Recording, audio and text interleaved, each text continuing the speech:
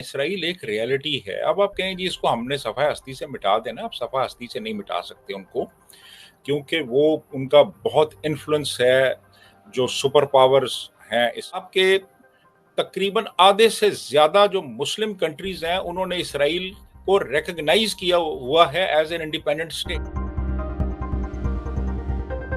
Israel भी थोड़ा-सा insecure feel करता है, जैसे कि बार-बार मुस्लिम कंट्रीज़ की तरफ से कहा जाता है इसको ख़त्म कर देंगे, इसको ज़मीन से सफ़ाए हस्ती से मिटा देंगे, इस किस्म की बातें जो हैं वो इसराइल को लेकर या यहूदियों को लेकर एक हमारे यहाँ जो बात की जाती है मुस्लिम कंट्रीज़ में ख़ास तौर पे, वो भी एक इनसिक्योरिटी का बायस है जिसकी वजह से इसराइल इस जंग को रोकने के लिए तैयार नहीं है और ना ही टू स्टेट पॉलिसी या टू स्टेट्स की तरफ जो है वो जाने की बात की जा रही है।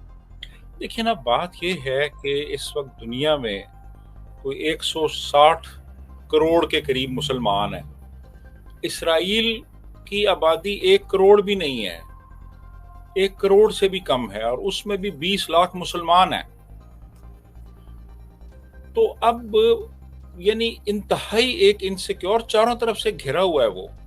यानी आप देखें ना, जॉर्डन है, उसके बाद इराक है, सीरिया है, लेबनान है, इजिप्ट है, और फिर उसके बाद बाकी सपोर्ट भी है मुस्लिम वर्ल्ड की। फिर जो ये ग्रुप्स हैं सारे, जैसे हमास है और हिजबुल्लाह है और भी बहुत से छोटे छोटे ग्रुप्स हैं, तो वो तो इंतहाई एक थ्रेटेंड है। तो मेरा, और बहरहाल एक रियलिटी तो है ना, इसराइल एक रियलिटी है। अब आप कहें जी इसको हमने सफ़ा हस्ती से मिटा देना, आप सफ़ा हस्ती से नहीं मिटा सकते उनको, क्योंकि वो उनका बहुत इन्फ्लुएंस है, जो सुपर पावर्स हैं इस वक्त। यानी एक इस वक्त तो खैर एक ही है, वो अमेरिका है, तो अमेरिका में बड़ा इन्फ्लुएंस है उनका, तो आप उसको नहीं मिटा सकते। अगर आपने ये मगर क्यों, सॉरी सर आपकी बात करती हूँ, मगर क्यों मिटा दें? मतलब ये अजीब किस्म की एक मंतक बना के रखी होती है मुस्लिम ने कि हमने उनको मिटा देना है, क्यों, किस लिए?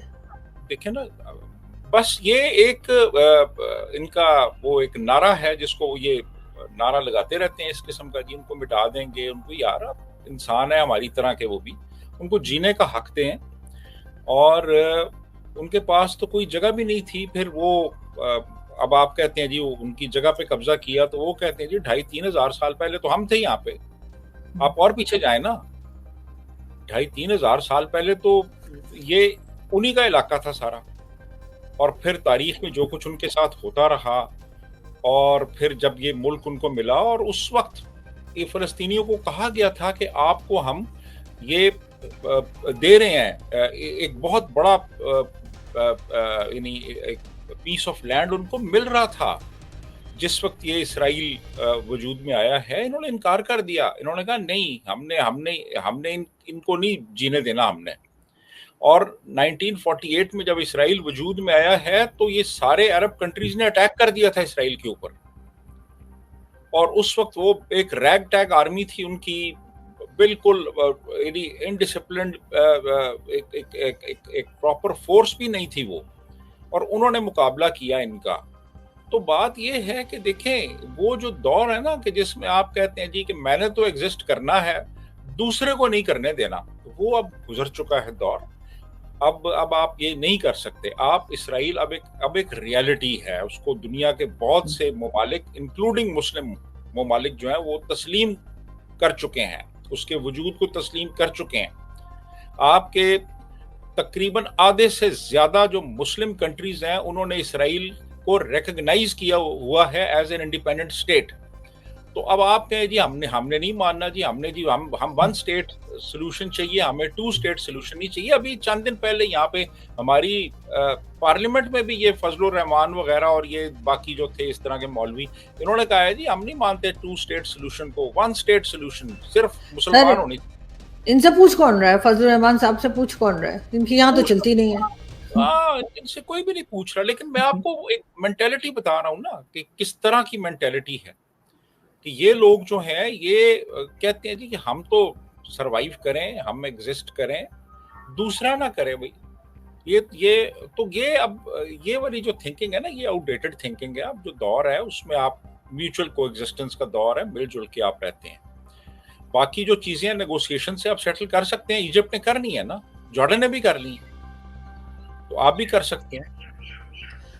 मगर एक जिद बना के रखी हुई है सर, इतने ज्यादा प्रेशर के बावजूद हर तरफ से, जिस खासतौर पे मुस्लिम कंट्रीज की तरफ से जिस तरह की बातें की जाती हैं, उसके बाद भी इजराइल जो है वो अब आगे की तरफ बढ़ा है। चाहे आप उनकी टेक्नोलॉजी देख लीजिए, कई जगह मेडिसिन में उन्होंने कई ऐसी मेडिसिन और वैक्सीन निकाली हैं जिसकी इस्लामिक वर्ल्ड को भी जरूरत रहती है। और इसी तरीके से एजुकेशन में वो आगे गए हैं, इकोनॉमी उनकी बेटर है, कुछ भी करके देख लिया, लेकिन उनको पीछे नहीं हटा सके। और अभी तो बहुत सी ऐसी मेडिसिन हमारे आती हैं जो इजराइल से बन के आती हैं, या वहां से कुछ ना कुछ जो है वो ऐसी चीजें जो जिसकी मुस्लिम वर्ल्ड को जरूरत रहती है, उसके बाद भी माइंडसेट हमारा ऐसा क्यों है? बस देखे ना जी, ये भी यहाँ पे भी सिलेक्टिव हो जाते हैं ना। फिर ये कहते हैं जी कि हमने मैकडॉनल्ड्स और केएफसी नहीं खाना, हमने पेप्सी नहीं पीनी, लेकिन हमने अपने बच्चों को पोलियो ड्रॉप्स जो है ना वो जरूर पिलाने हैं। हमने जनाब ये जो मोबाइल फ़ोन है ये यूज़ करना है जिसके अंदर जो प्रोसेसर लगा हुआ है वो भी एक जू की इजाद है।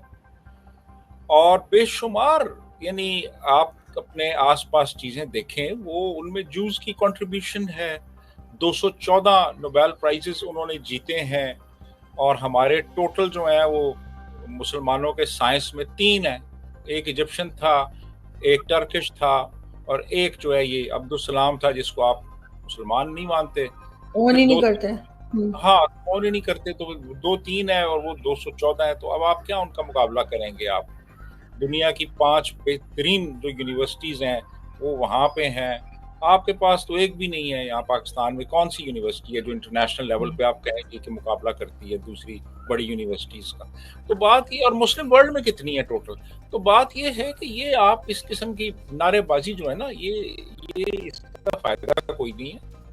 आप अच्छे तल्लुकात बनाएं उनके साथ, उनसे सीखें कि ये ड्रिप इरिगेशन क्या होती है, उनसे सीखें कि ये जो प्रेशस स्टोन्स हैं इनकी कटिंग कैसे की जाती है, उनसे सीखें कि पानी जो है समंदर का पानी उसको फ्रेश वाटर कैसे बनाया जाता है, सीखें उनसे।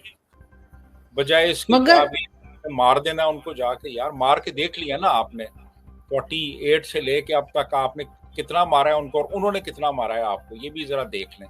और आइंदा आप कितना मार लेंगे उनको, जितना आप मारेंगे बिल्कुल, उतने ज्यादा उनको मारेंगे। मगर क्यों मारे? मुझे तो इस बात पे एतराज है कि आखिर हम उन्हें क्यों मारे भाई? उन्होंने हमारा बिगाड़ा क्या? मुझे आज तक ये समझ नहीं आती कि इजराइल ने या कोई भी अगर हो वहां का, तो उन्होंने हमारा बिगाड़ा क्या, ये मुझे आज तक कोई समझा नहीं सका। बिगाड़ने की बात तो दूर की है ना, देखा नहीं है किसी ने जू को, किसी ने यहूदी को। ये 25 करोड़ लोग यहाँ पे रहते हैं इस मुल्क में, उनमें से कितने ऐसे हैं जिन्होंने किसी जू को एक, यानी एक मुजस्सम देखा है, अपने सामने उसको देखा है, उससे कोई बात की है?